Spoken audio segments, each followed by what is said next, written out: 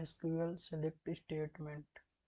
SQL select statement क्या कैसे work करता है, तो ये हम कोड के थ्रू देखते हैं।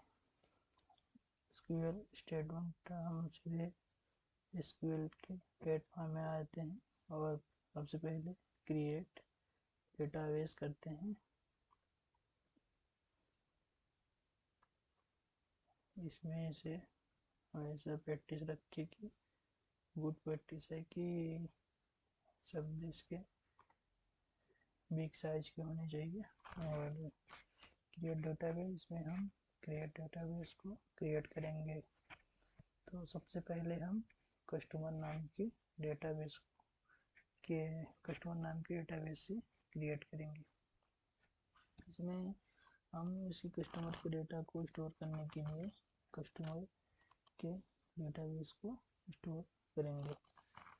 तो इसके नाम से कस्टमर के वन नाम से इसमें डेटाबेस को अब रन करेंगे। एग्जीक्यूट के बटन में जिससे रन हो जाएगा और इसमें वापस अपने डेटाबेस क्रिएट हो जाएगा। अब इस डेटाबेस को यूज करने के लिए यूज कस्टमर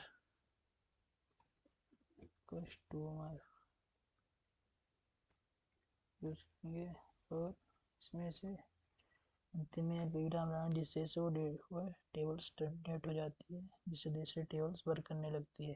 तो first command to should be run then error correct and execute then tables में बैक साइड इसको हम रिफ्रेश कर लेंगे जिससे कि कस्टमर टेबल से बस ये दिखने लगी। आप इसके बाद टेबल को क्रिएट करेंगे जो हमने यहाँ पर दिखाया था कि टेबल कैसे बनाएंगे। ये टेबल्स को कैसे क्रिएट करेंगे, तो हम सबसे पहले कस्टमर नाम के टेबल को बनाएंगे। तो इसके पहले कस्टमर नाम के टेबल को बनाने के लिए अब हम क्रिएट टेबल करेंगे। फिर कमांड चलाएंगे क्रिएट टेबल कस्टमर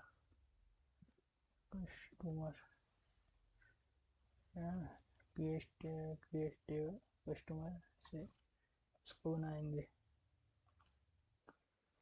से टेबल क्रिएट हो जाएगी तो अब हम क्रिएट टेबल से कस्टमर नाम से टेबल यहाँ पर क्रिएट होंगे। इसके टपल के अंदर इसको रखेंगे और टपल के अंदर रखने के बाद अब हम टपल को open tuples and close and terminate अल्पविराम चिन्ह लगा के इसके बाद आगे बढ़ेंगे। अब टेबल को लिखने के लिए सबसे पहले उसकी डेटा टाइप और डेटा टाइप के डेटा टाइप को लिखेंगे। उसके बाद उसके डेटा टाइप के साथ उसको एसोसिएट करेंगे।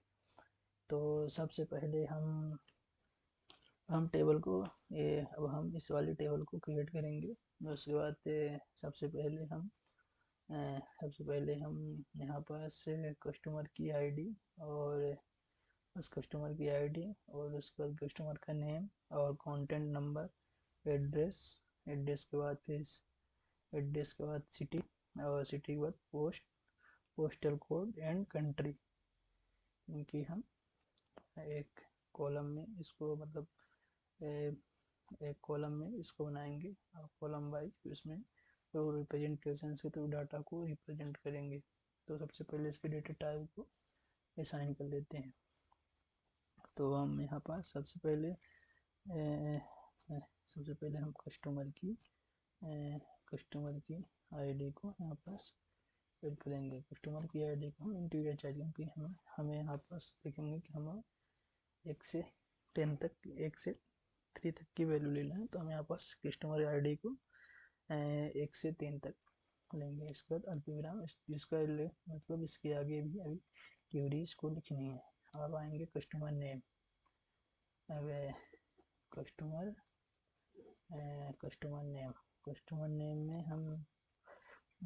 कस्टमर नेम में उसके हम स्ट्रिंग टाइप की वैल्यू को रखेंगे, तो हम स्ट्रिंग टाइप और वेरिएबल वैल्यू को साथ में रखने के लिए varchar का उपयोग करेंगे। VACHAR varchar की लेंथ स्ट्रिंग में देने के लिए करीबन 50 रख देते हैं। और उसके बाद कंटेंट नंबर,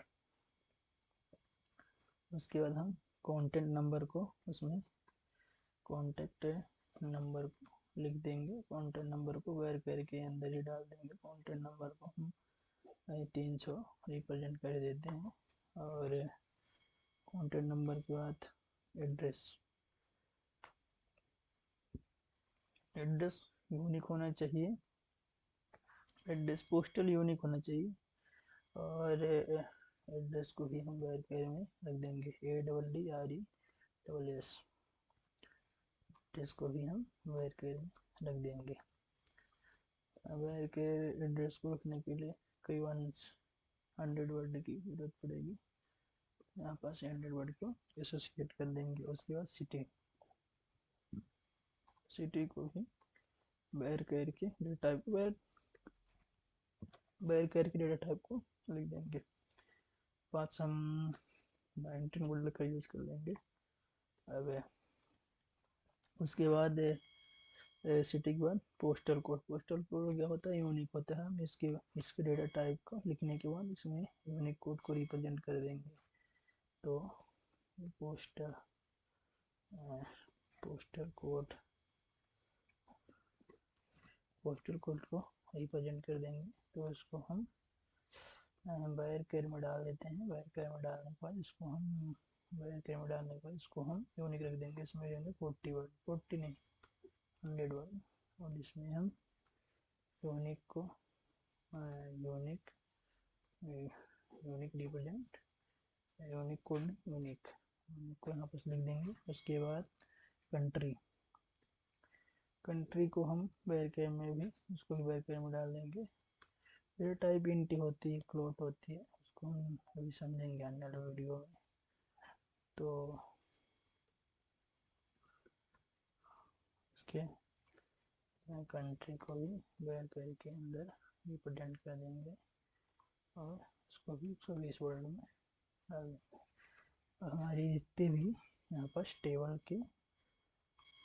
टेबल के जो कॉलम्स हैं वो हमने लिख दिए हैं। जैसे पर देखेंगे कि varchar उसके अभी के डेटा टाइप को हमने यहाँ पर लिख दिया है। इसमें डेटा टाइप इस तरह से ऐड करते हैं। जैसे कस्टमर आईडी हो गया, customer name, contact number and address, city and postal code and counter नहीं कंट्री, इसके हम कंट्री को रिप्रेजेंट कर देते हैं। अब इसके बाद हम इस टेबल के जो कॉलम बन गए उसको हम रो वाइज कॉलम टेबल में हम अब वैल्यू को इंसर्ट करेंगे। तो हमने कमांड बताया था कि इंसर्ट इनटू का इसमें कीवर्ड का उपयोग करके इंसर्ट इनटू और टेबल का नाम, टेबल का हमारा क्या नाम है, कस्टमर। इसमें हम यहाँ पास कस्टमर के टेबल में इसको डाल देंगे। कस्टमर में डालने के लिए अब इसमें वैल्यूज को भी डाल देंगे। वैल्यूज इसमें वैल्यू नहीं वैल्यूज, बहुत सारी वैल्यू डालने के लिए वैल्यूज का उपयोग करेंगे। अब यहाँ पर वैल्यूज को एक टपल फॉर्म में उसको स्टोर करेंगे। तो अब हम सबसे पहले कस्टमर आईडी, हमारी कस्टमर आईडी कितनी है, 1। और नेम क्या है टेबल में, कस्टमर आईडी नेम क्या है अभी, हम ये चाहिए अभी कस्टमर नेम, इसमें अभी डाल देंगे। उसके बाद कंटेंट, उसके बाद कॉन्टेक्ट नंबर में हम एच डालेंगे ताकि ये स्ट्रिंग टाइप से, जैसे स्ट्रिंग टाइप से ना कंटेंट को ये रिप्रेजेंट कर दे। 09876 अब उसके में एड्रेस को मात्रा, इसमें एड्रेस को एड्रेस डाल देंगे। उसके बाद एड्रेस के बाद सिटी, आप उसके अब इस तरह से हम उसके सिटी को डालें। सिटी क्या है? भोपाल। सिटी क्या है? भोपाल। और उसके बाद postal code, postal code it is a unique, postal code को यूनिक रखना है ताकि ये एरर्स ना दे। ये सबसे इसको अलग मतलब सेम से डुप्लीकेट वैल्यूज इसमें नहीं होनी चाहिए। उसके बाद कंट्री, तो अपने कंट्री हो गया इंडिया। उसके बाद हमको इसको 3 बार पेस्ट कर देना। टेबल से अपने में कितने होंगे? 3। इसको वाइज रिप्रेजेंट करने के लिए हम इसको 3 टेबल में इसको प्रेजेंट कर देंगे। अब इसमें अलग अलग से वैल्यूज डाल देंगे। अब हम टेबल को रो वाइज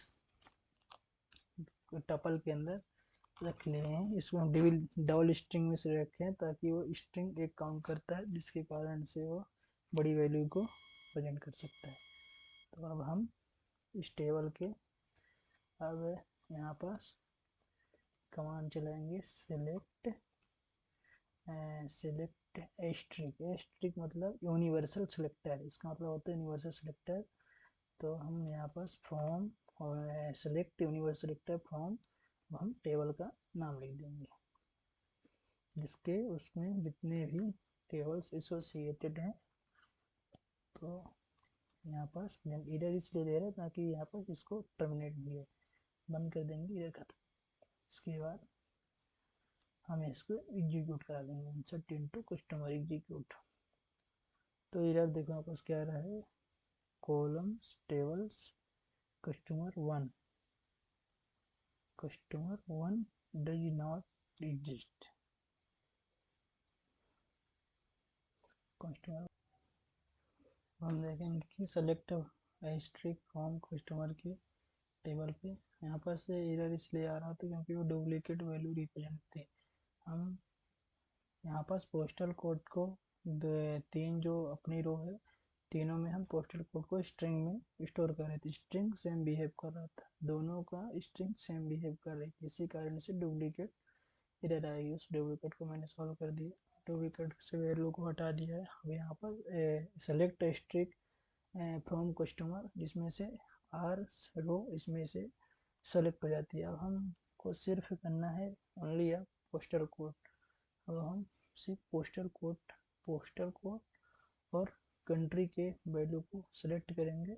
तो उसके बाद उस दो की बार सिर्फ उस दो की बार हम टेबल को रिप्रेजेंट करेंगे। कस्टमर आईडी जरूरी नहीं कि कस्टमर आईडी को रिप्रेजेंट करना है, कस्टमर आईडी को हम एक तरीके से भी रिप्रेजेंट कर सकते हैं।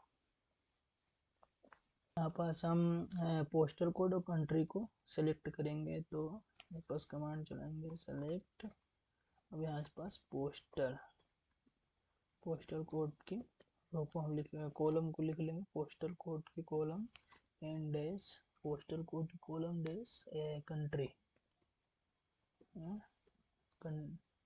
कंट्री। अब कंट्री के बाद हम इस वैल्यू कहाँ से उठाएंगे? फ्रॉम